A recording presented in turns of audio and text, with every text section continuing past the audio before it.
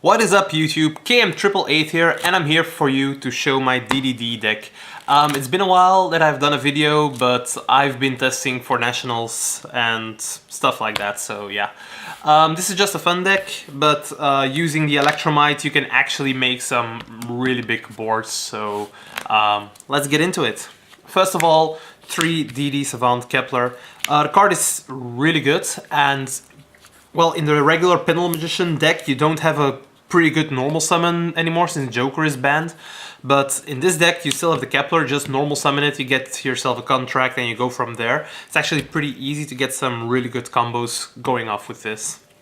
Then triple DDD Oblivion King Abyss Ragnarok. Card is bunkers, both in the scale as its normal effect, which is actually pretty easy to do because, well, you first put it in the scale, you pop it with an Electromite, search another one, then you pendulum it out, so it's pretty awesome from there. Triple DD Savant Thomas. The card is awesome for the combo you need it in. With the Kepler you search this, and then when you make an Electromite you get the Kepler back, you pendulum this, and then go from there. It's really good. Triple DD Swirl Slime. You don't fuse a lot in this deck anymore, so you don't really run the contracts to fuse, or you don't run Necro Slime, although I'm thinking of running one, but I need to find deck space both in the main as in the extra for it. But for now the triple Swirl Slime is actually enough. Triple Lamia card is still one of the best cards. Maybe not to synchro with because you don't play as many synchros as before, but just the fact that it can special summon itself to the field and you can link with it. That's also really important, so yeah. 1 DD Night Howl. The reason you run this is because you can special summon your Genghis or your Alexander back from the graveyard and their effect isn't negated. They become 0 attack and 0 defense, but that doesn't matter. They have their effects and they can special summon other monsters from the graveyard, so you can keep going, which is actually awesome. That's already it for the DD spectrum of the monsters. It isn't a lot, but you don't need more than this at the moment. To make Electromite more easy, you run triple Astrograph Sorcerer. It's actually the same thing like in Pendulum Magicians. 1 Stargazer Magician, triple Chronograph, and 1 Time Gazer Magician. These cards just allow you to make Electromites as crazy as possible and make a big Pendulum summon, and because of that DD deck actually functions a lot more. It's put in a lot of work. I've also decided to run triple of the Supreme King Dragon Dogworm because you can search the Supreme King Gate 0. This is important because it's a scale 0, and together with the Kepler you have 0 to 10 scales, and you can pendulum summon like your entire DD arsenal, including another Kepler, which is actually something that you couldn't do before in the DD deck, but because of this you can. So that's actually pretty good. That's it for the monsters. I'm not playing any hand traps because you want to combo as much as possible, and drawing a brick when you're going first isn't really good. Especially when you get stopped by something like a Ghost Ogre or an Ash Blossom. You need to get your combo going. For the spells, running triple Dark Contract with the Gate. Even though you can only use it once per turn, it's actually pretty good because you use it to search your missing combo piece, to search the one thing that you need, and then afterwards, further in the turn, you can pop it for Electromite, and it's just off the field, and you get another search for the Electromite then. So it's actually pretty good. Double Dragon Shrine and 1 Foolish Burial. You really want to send the Dark Worms to the graveyard, like when you're going first, because then you get an extra special summon. But the 1 Foolish Burial is also in there for the DDs. It's actually pretty good to send a DD card to the graveyard, so if you already have a Dragon Shrine or you're further up in the duel, Foolish Burial also functions for that. Triple Allure of Darkness. Everything is dark, even the DDs. It's pretty good. The 1 Monster Reborn and the 1 Soul Charge. These cards actually protect you from Ghost Ogre on the Electromite, because you can just special summon it again and go further off. But Soul Charge in particular is really awesome. Like, you can do all of your standard plays, make everything crazy, then link into Saryuja, and then afterwards you can just Soul Charge all the big cards back. So yeah, it's actually crazy to do it like that. Then for the extra deck, running double Heavy Metal Foes Electromite. I do think 3 is optimal in most Pendulum decks, because if you can make these as much as possible, you're like basically guaranteed to win. But 2 in this deck is really enough, because you're not going to go into that many Electromites. Also, deck space is like an option, like really something you can't mess with. You don't have a lot of room, and you'll see that as we go along. 1 Master King Archfiend. The card is actually pretty good, because you can just make it with 2 Fiends. So any 2 DDs makes this card, which is actually a good alternative if you want to Pendulum Summon.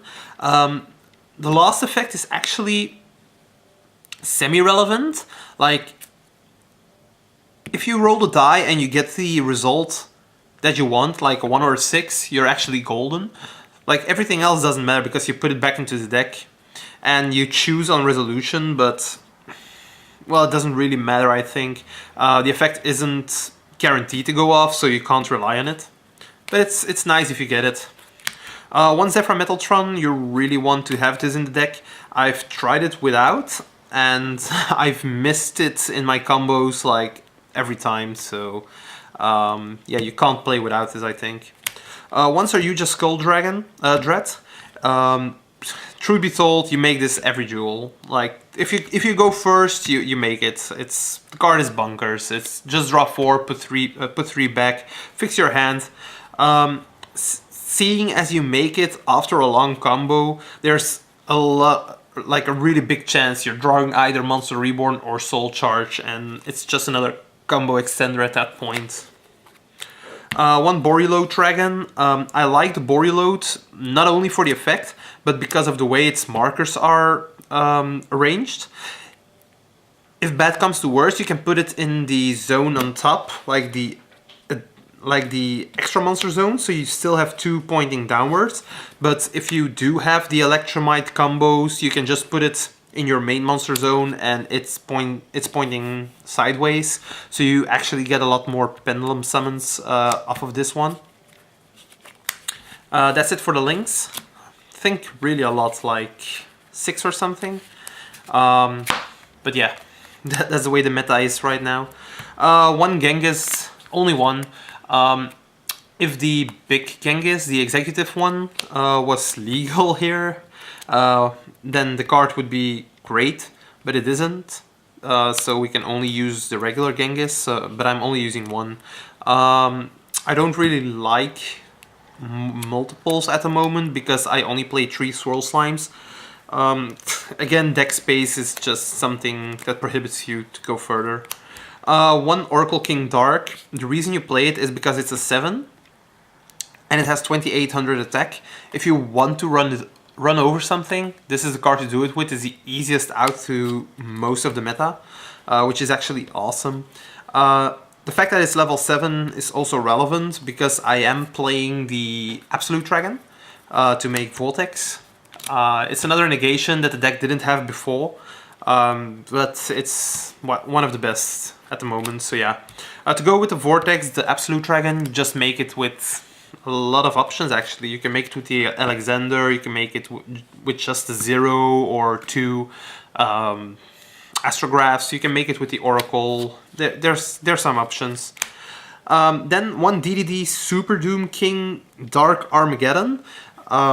You might think, how do you get this out? It's actually fairly easy, just getting the Oblivious Kings.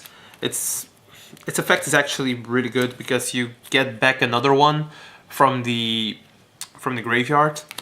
So yeah, you can just easily go from there. If you Pendulum summon at least 1 of these in the combo, along with 2 of the what's it called, the Thomases, then you can actually make both this and another rank 8 the Harbinger Dragon, and that's actually pretty good because the Super Doom protects for card destruction, and this one gives you another protection for spells, so it's actually pretty good. For synchros, one Gust King Alexander, just for the combos. DDD Curse King Siegfried, another spell and trap negator. It's really good because it's recurable from the graveyard. And final card, one DDD Super Doom King Bright Armageddon. Now, if you get these two out in the field at the same time, it's actually pretty awesome because they can't target and they can't destroy these. And, well, sadly Kaijus are a thing, but it does get a lot harder to get over them. That's it for the main and the extra. I'm not going to show you a full side deck because I'm not really finished with that, because it's also local most of the time, so yeah. But good options for the side deck are actually the 3 Trapped Dark Contracts, because if you're going first and you can set these up, they are actually a lot better, and with the Kepler you can surge them easily if you already have a gate, and they don't matter, so yeah. You can also run the Dark Hole, Raigeki, or Evenly Matched in however much you need it. Going second, these cards are actually really good, so yeah. And the DD Duodon King Kaliuga is always a good side deck option when you're up against Paleo Frogs or Chain Burn, stuff like that, so yeah. That's it for the video. I hope you enjoyed it. If you ever have questions about it, you can just ask them down below in the comments. And yeah, that's about it. Ciao!